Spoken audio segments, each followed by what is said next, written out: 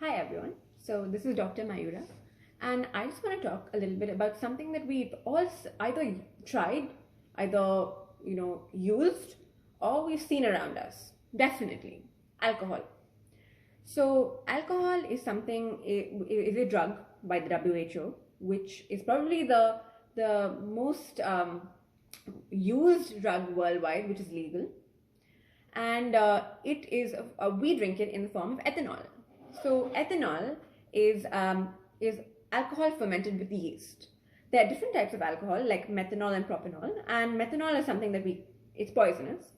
We cannot drink it.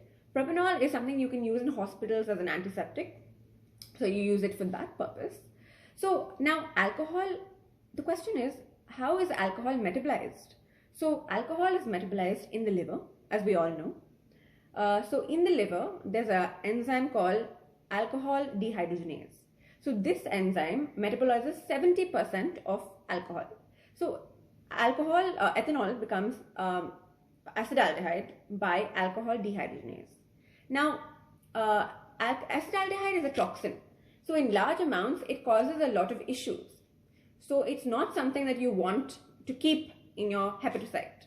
Now, from acetaldehyde, there's something called aldehyde dehydrogenase, which metabolizes acetaldehyde to acetate and water and carbon dioxide.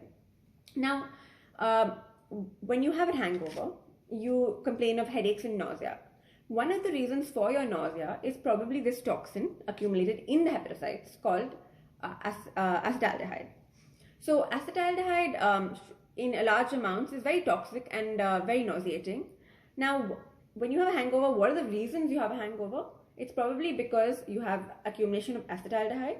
You are very, very dehydrated because the regulation of ADH, which is a production of regulation of water in the kidneys, goes haywire when you drink. So you're urinating a lot. So the next morning you wake up extremely dehydrated. Why do you have a headache? Because of the dehydration in your brain cells. The brain cells don't have enough water. So you will notice dehydration and headaches. Also, probably because of your rate of metabolism of ethanol and your tolerance, your alcohol tolerance. So these are all factors that determine the severity of your hangover. So just keep that in mind. And when you have a hangover, it's always recommended to have a lot of fluids, not to drink some more alcohol, to drink a lot of fluids. Now, so I said 70% of the alcohol is metabolized by alcohol dehydrogenase. But what about the rest? So there's something in the endoplasmic reticulum, which is an organelle in the hepatocyte, in the cell. There's something called cytochrome P450 or 2E1. So this metabolizes some of the alcohol, and there's also something called the peroxisome, which is another organelle in the cell, which has an enzyme called catalase. So that metabolizes some alcohol. So this is how the alcohol gets metabolized in our body. Now, let me just talk about the percentage of ethanol in some of the alcoholic beverages. So now, if you take something like, if you take hard liquor like vodka or rum, you have about 40% ethanol. So it's called 80 proof. You just multiply it by 2. That's called an 80 proofing. Now, if you have something like wine, you'll probably have 12 to 15% of ethanol, and maybe a beer would have 4 to 8% of ethanol. So this is to give you a small understanding of the amount of ethanol present in your beverage. So for women, it's said that the maximum limit should be 1 drink a day, and the minimum, and of course, for males, the maximum limit should be 2 drinks a day, which I still think is too much, honestly. So 1 unit is 10 grams of alcohol in terms of units. So now let's talk about the limit of alcohol when you drive. So the limit in US is 0.08% of blood alcohol. Now, I want to give you a brief understanding of where that 0.08 falls in the scale of your drinking. So 0.05 is 50 milligrams per deciliter of blood alcohol in your body. So that is when you're feeling buzzed. When you're feeling buzzed, when you're feeling a little bit uninhibited, and you're feeling slightly, you're laughing more, you're feeling more social. Now 0.08 is when you can't drive anymore. You're feeling a little more clumsy. When you're 0.09, you will get a DUI. So you have to be very careful. So now what happens at 0.1%? So at 0.1%, you actually start slurring your speech. You start, you start walking wobbly. You become more clumsy. So it's already kind of it's not a good place to be in, 0.01%, which is 100 grams per deciliter of alcohol. Now, what about 0.02? It's an extremely, extremely dangerous place to be in. You don't want to be in it.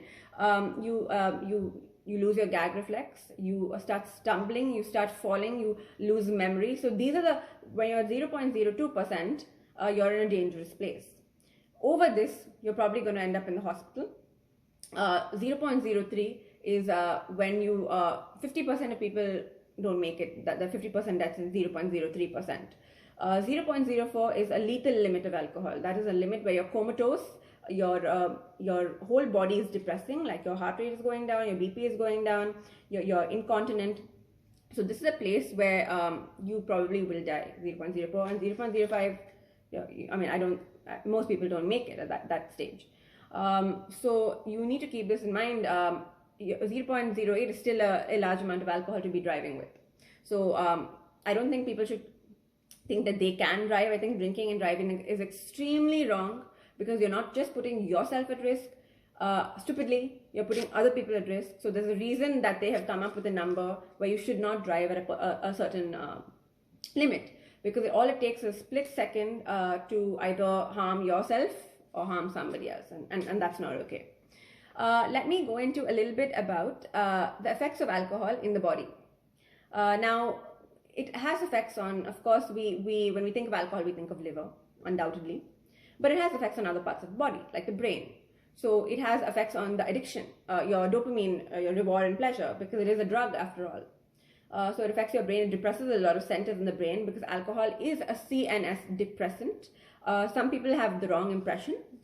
They think it's a CNS stimulant because they feel excited, they feel uninhibited, but that's only at a very, very, very small amount of blood alcohol. When you cross a certain limit, your functions start decreasing, your body starts shutting down, your respiration starts becoming irregular, your heart rate starts becoming slower, you go into a coma state.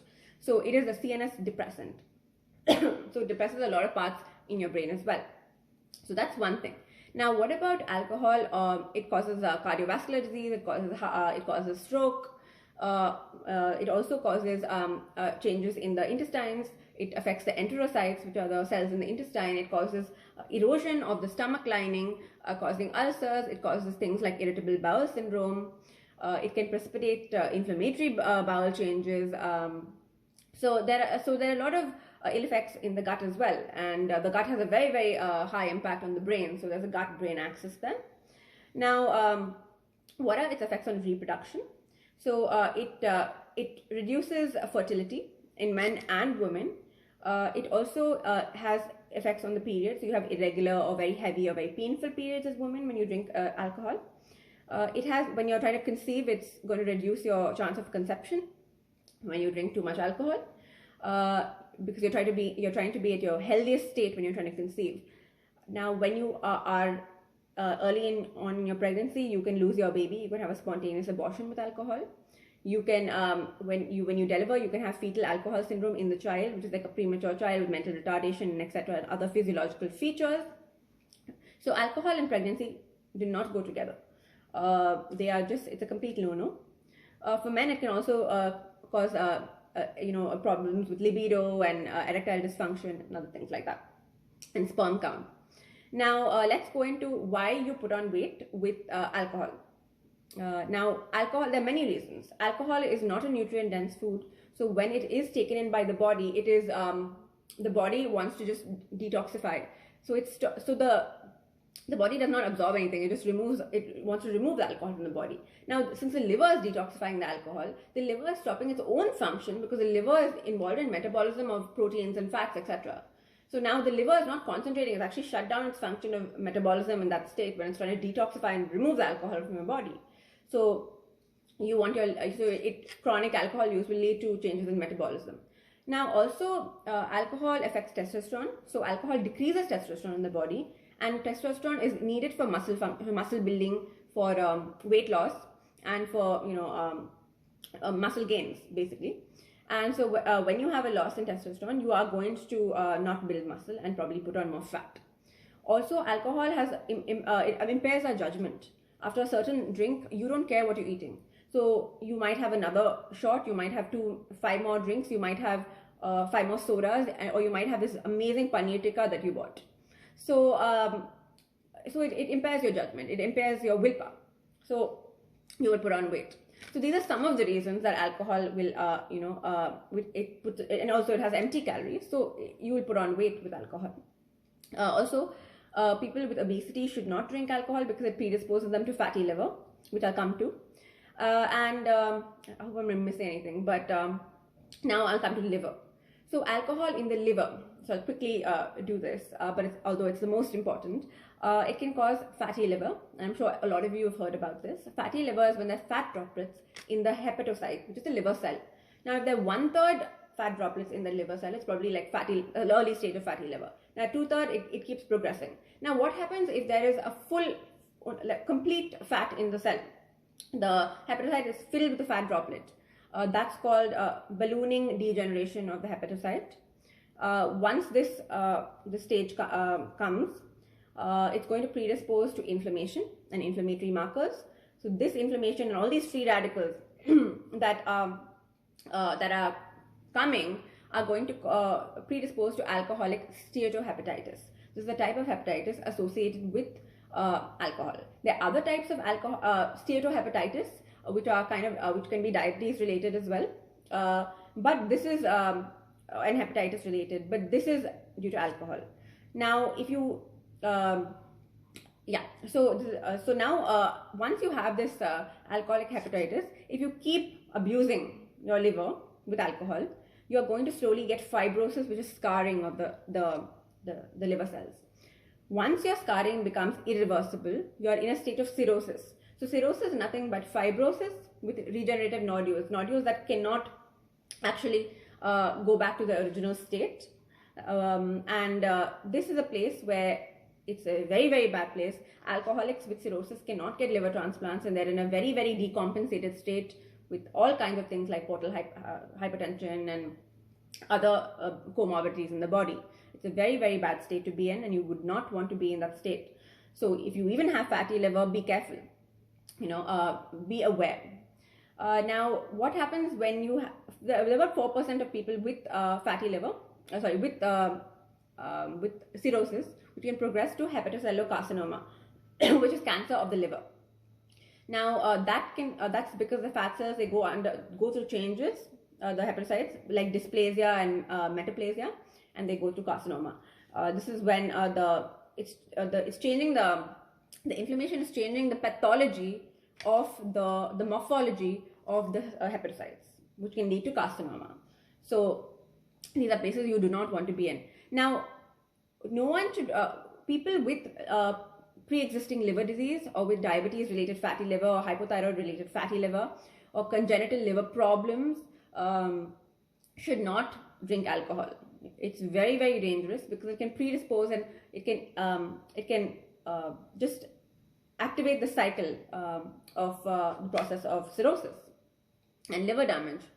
And also obese people who are obese should always be careful and check their get an ultrasound and get to see their liver. So these are some of the things. These are how the liver affects the alcohol affects the liver. So I think I've gone over a little bit about what ethanol is, how it's metabolized, some 70% by an enzyme and 30% by other parts of the cell.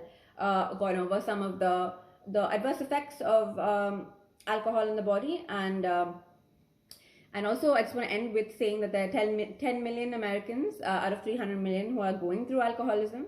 So that's a very, very large number. And it's a very, very expensive disease. It's a family disease, in fact. It not only affects the person, but it affects the family around them. It can cause split families. It can cause, trauma to children. So it is a very serious illness. And if you are suffering, you should go get help either by the 12-step program or check yourself into rehab. But my kind of a video today is more based on just general features of alcohol abuse, but not addiction.